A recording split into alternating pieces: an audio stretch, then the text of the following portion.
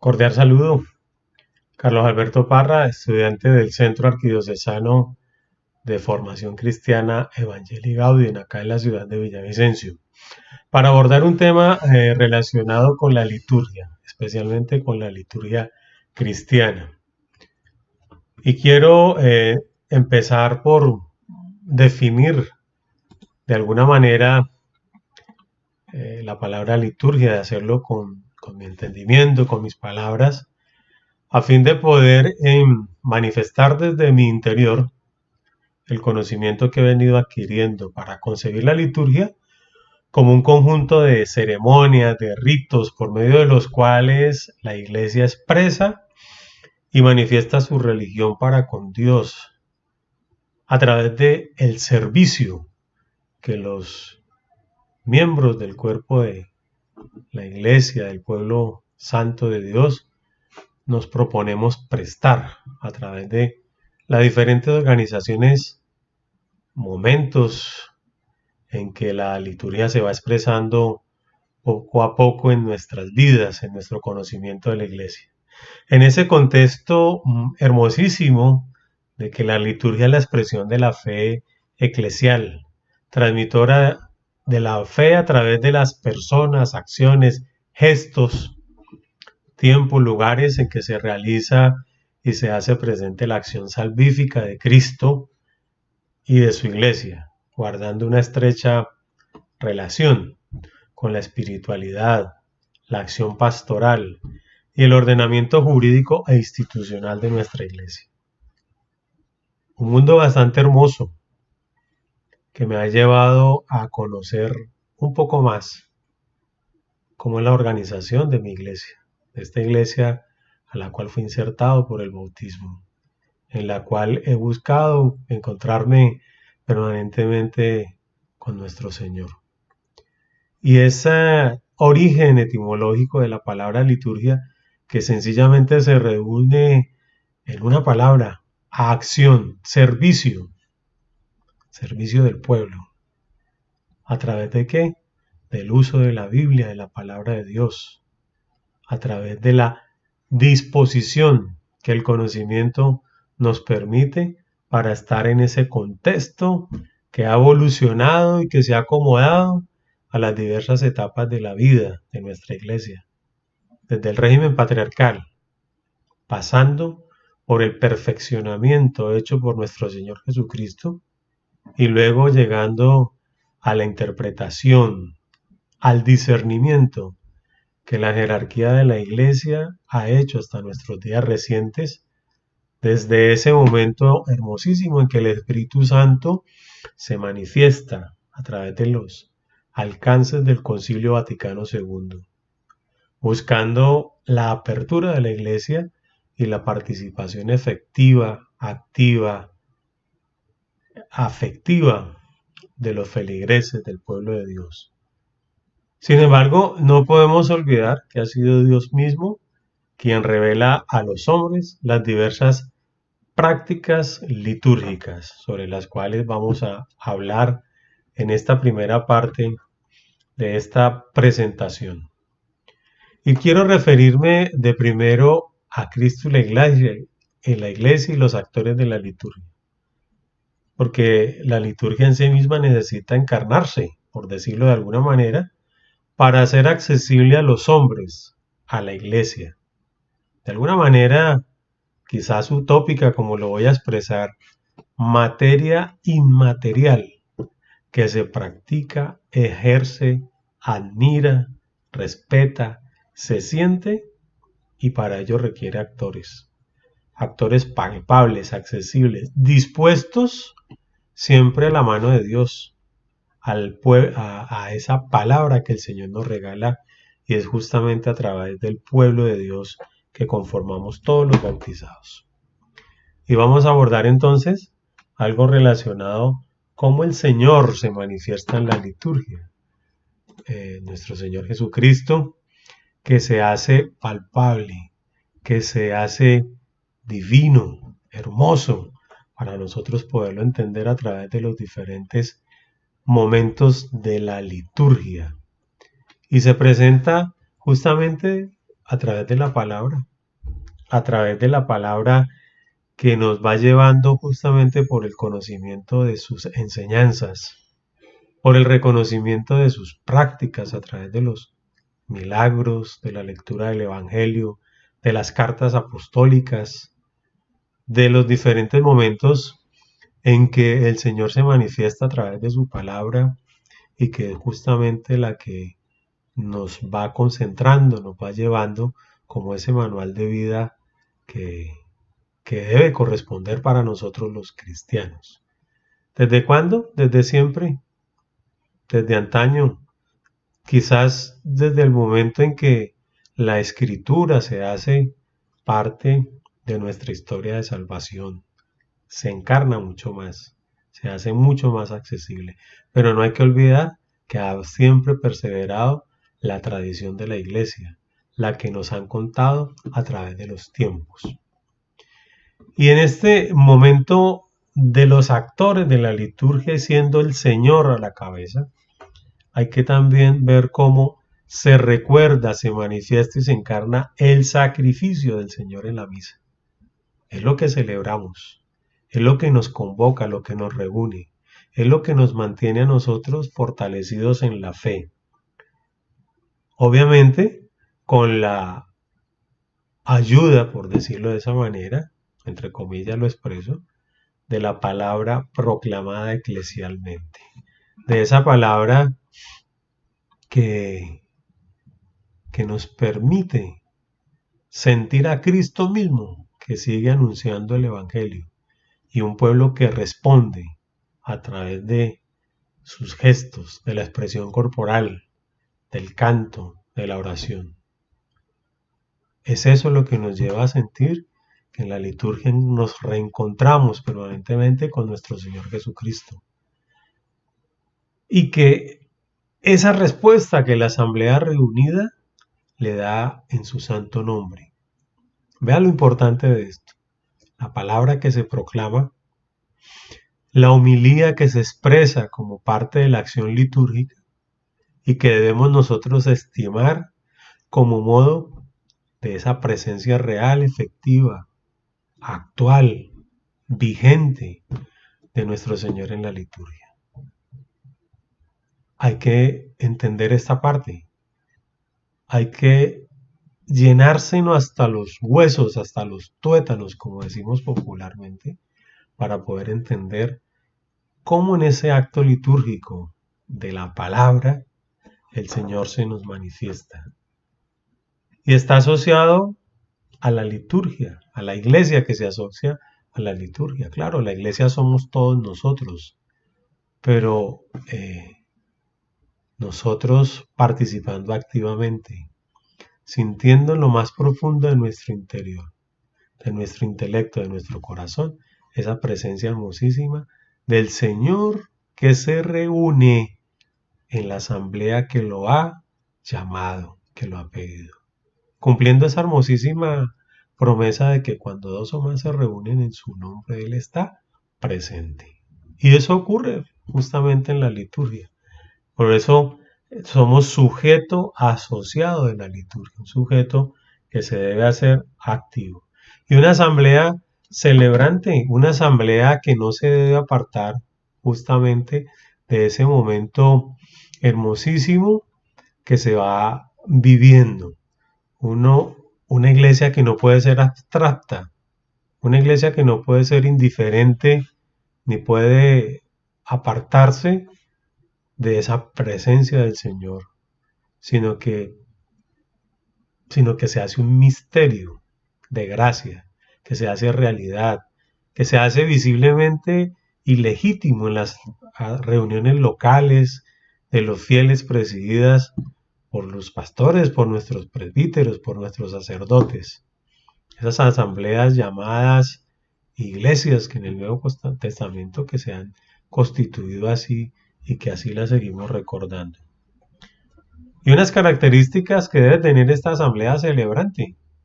Una asamblea que debe ser participativa, una asamblea que debe estar siempre activa, una comunidad que supera todas las tensiones entre el individuo las personales, las que se establecen en las relaciones de grupo, pero que sobre todo es una asamblea que se levanta a viva voz, a pesar de la diversidad, unificada en esa oración, en el canto, en la expresión corporal, respondiendo a esa presencia efectiva de nuestro Señor en la liturgia. Vea qué bonito. Cuando empezamos a entender esta parte, entonces vamos a empezar a comprender la importancia de la liturgia en nuestras celebraciones. Ese servicio que nosotros vamos prestando no solamente desde los ministerios que se están conformados o que están instituidos o que están ordenados, sino sencillamente desde la desprevenida quizás, pero activa participación como fiel, como feligres. Porque la asamblea, a pesar de lo que se polarice, a pesar de lo que se ponga tensa, es allí donde afloran los sentimientos de los presentes y se contraponen, se superan a todas las tensiones y a todo lo que pueda pasar.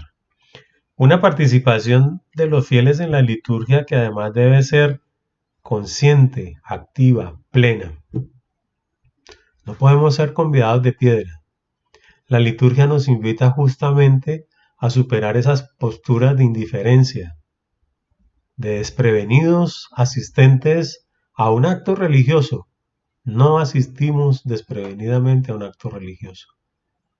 Asistimos activos, conscientes y plenos de un acto litúrgico donde Jesucristo se nos expresa, donde el Señor nos llama, nos convoca, nos sana, nos acoge, nos permite sentir esa presencia y de sentir cómo Él nos va dotando, llenando de gracia, de dones, de carismas, de capacidades para poder asumir justamente la misión que el mismo Señor nos da, esa de ir a proclamar el Evangelio.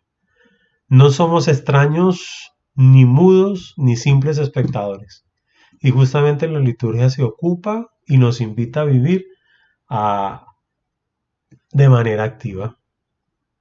Eso es uno de los grandes logros del Concilio Vaticano II, haber propiciado la participación activa, celebrante, consciente, piadosa, orante y vivida de los fieles en la liturgia, en la Eucaristía, que se hace de puertas abiertas para que los fieles de manera organizada, agrupándose según su carisma, su formación, participe de los ministerios instituidos o de los ministerios de hecho que se van conformando progresivamente. Y a propósito de ministerios y de participación litúrgica, voy a referirme justamente a ese ejercicio, a ese cumplimiento de las funciones de los llamados ministerios, que no son otra cosa que la organización de los fieles para enriquecer la asamblea celebrante, para garantizar una participación activa y plena, reconociendo que somos una iglesia ministerial. Y es en el ministerio donde se expresan los dones, los carismas, las capacidades. No son consecuencia de una estrategia, de una táctica organizativa, ni del azar, porque no existe.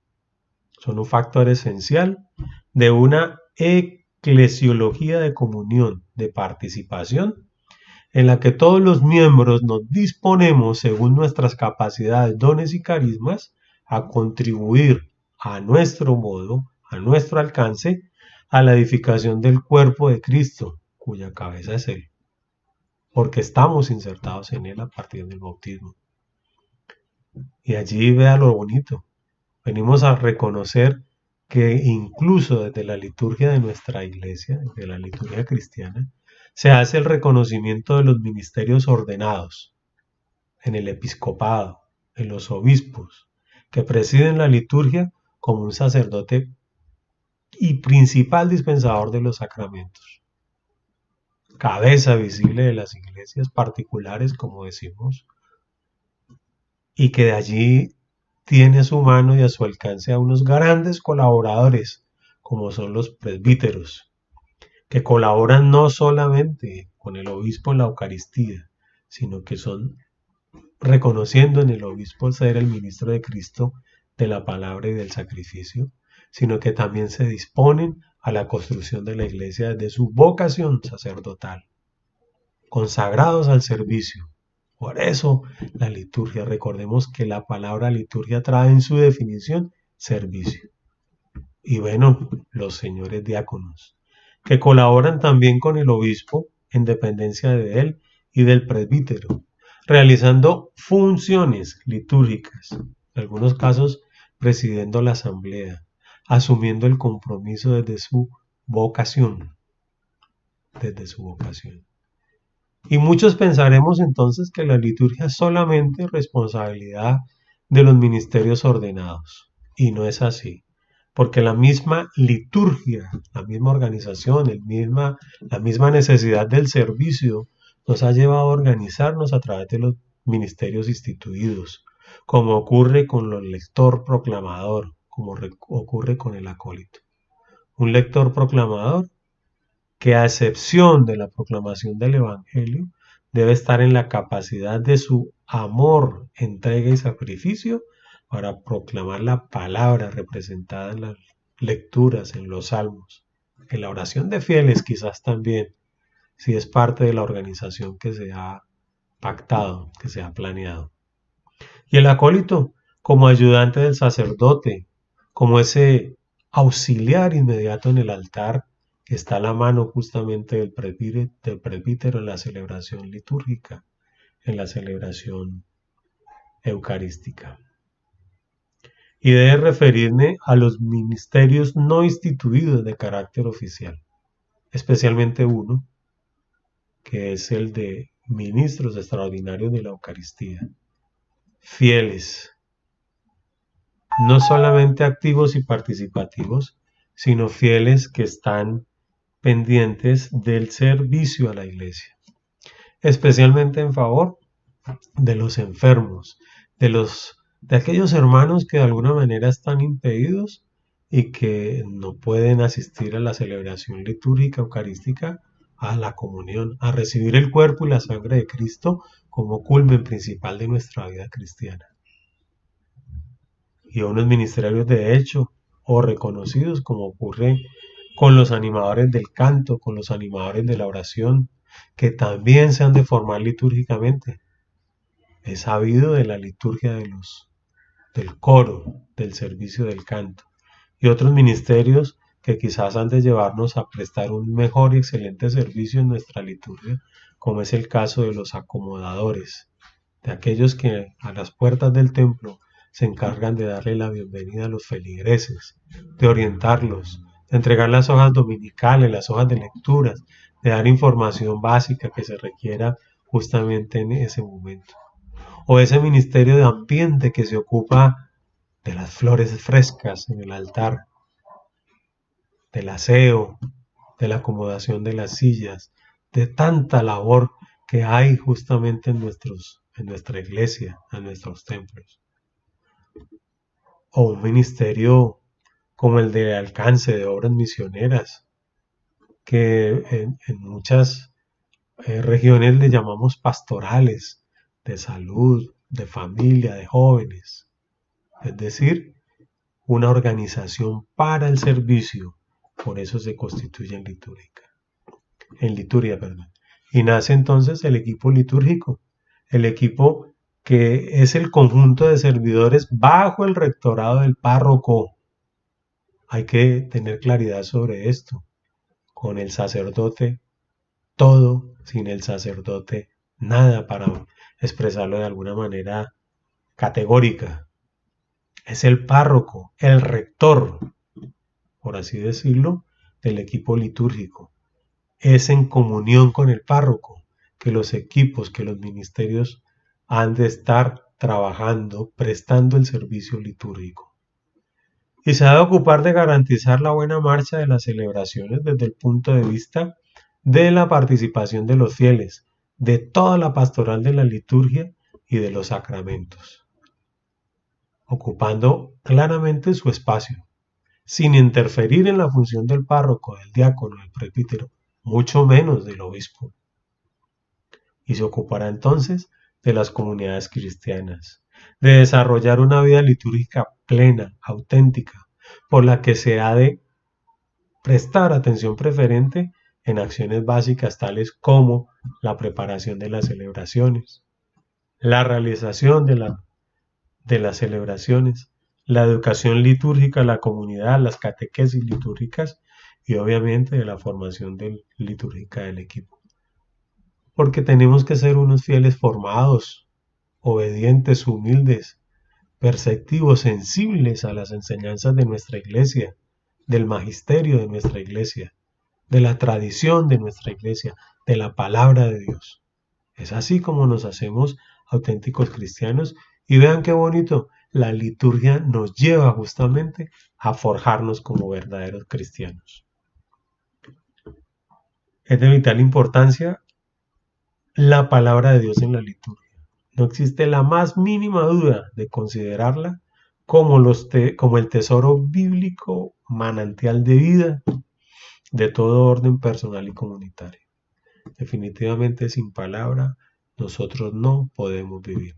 En la palabra es donde Jesucristo está presente y dispuesto para todos nosotros. Cuando la palabra se proclama, es uno de los modos misteriosos en los que el Señor hace presencia entre los suyos.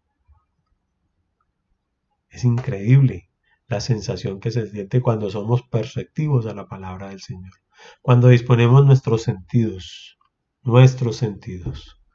para escuchar, para que la palabra nos penetre hasta lo más íntimo de nuestro ser y poder sentir esa presencia afectiva de Jesucristo en nuestras vidas, en nuestras acciones, en nuestros trabajos, en todos los planos de la vida. La palabra de Dios en la liturgia es la presencia real, presente de Jesucristo mismo, llevando consigo su obra salvífica. Es ahí donde recibimos la sanación, la salvación, el perdón de nuestros pecados. Es ahí donde recibimos absolutamente todo, llevando a la comunión con el Padre por medio del Espíritu Santo. Vea lo importante de esto. Y viene la oración litúrgica como respuesta oficial y pública, recogida en los numerosos textos litúrgicos en las distintas celebraciones, en los sacramentos, particularmente en la celebración eucarística, fuente y cumbre de la vida cristiana. Y es allí, en la oración litúrgica, donde se fungen, donde se unen Dios Padre, Dios Hijo y Espíritu Santo. Por eso la oración litúrgica tiene su dimensión trinitaria, la cual no podemos nosotros pasar desapercibida. Es ahí donde tenemos un encuentro pleno con Dios. Y con Cristo como objeto de nuestra oración y término de la misma, principio y fin, intercesor pleno y permanente, quien aparece junto al Padre, a la derecha, como decimos en nuestras oracionales, como centro de bendición desde donde emana toda plenitud. Por eso la oración litúrgica tiene una dimensión cristológica y una dimensión eclesial representada justamente en esa oración que expresa el nosotros comunitario, el del pueblo de Dios y el del conjunto de miembros que formamos el cuerpo de Jesucristo a través de una sola palabra, de una sola voz, la voz del quien está presidiendo el acto litúrgico. Es en el diálogo con Dios donde la plegaria litúrgica se abre a toda riqueza y valor del hombre, de la sociedad, de la creación entera. Solidaridad como característica de una iglesia que goza, que se colma de esperanza, que se sobrepone a la tristeza, a las angustias del hombre, y por eso la oración litúrgica tiene una dimensión antropológica. Perfecta comunión entre Dios y el hombre. Perfecta comunión entre Dios y el hombre a través de un intercesor específico como es nuestro Señor Jesucristo. Por eso nosotros hemos de tener unas actitudes internas a la plegaria litúrgica. No podemos ser convidados de piedra, porque es justamente en la plegaria litúrgica donde se hace dinámica y activa la fuerza arrolladora que nos lleva a la utilización plena de los sentidos, de todos los sentidos. No podemos estar desconcentrados, no podemos estar,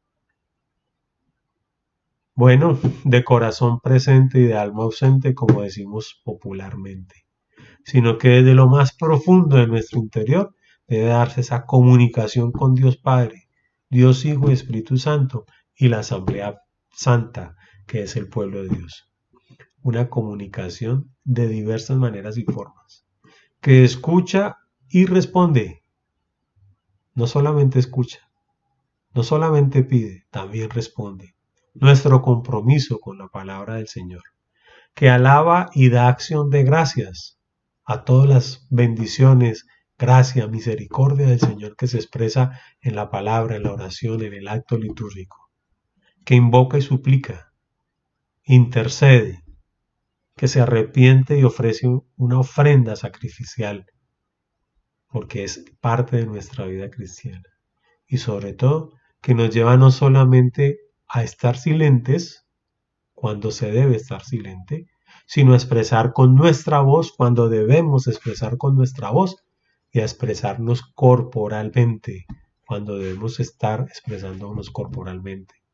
En el momento de ponernos de pie, de ponernos de rodillas ante la presencia absoluta y divina de nuestro Señor en la comunión, a través de la disposición para recibir justamente el cuerpo y la sangre de nuestro Señor Jesucristo, de cómo permito que Él se interne en mis células y me hagan ser diferente y me lleven a vivir una vida cristiana diferente. El sentido de la plegaria eucarística es de toda congregación de los fieles. Se une a Cristo en la proclamación de las maravillas de Dios y en la ofrenda del sacrificio. Por eso la pronuncia el sacerdote, que preside en voz alta, firme, el nombre de toda la asamblea que está reunida y unida en silencio, pero activa con todos los sentidos, unidos, fungidos en esa oración que ha de llegar justamente y directamente a nuestro Señor. Hermanos, esta es la primera parte de esta formación litúrgica. El tema es bastante extenso, muy bonito y sobre todo muy formativo. Dios los bendiga. Gracias por escucharme.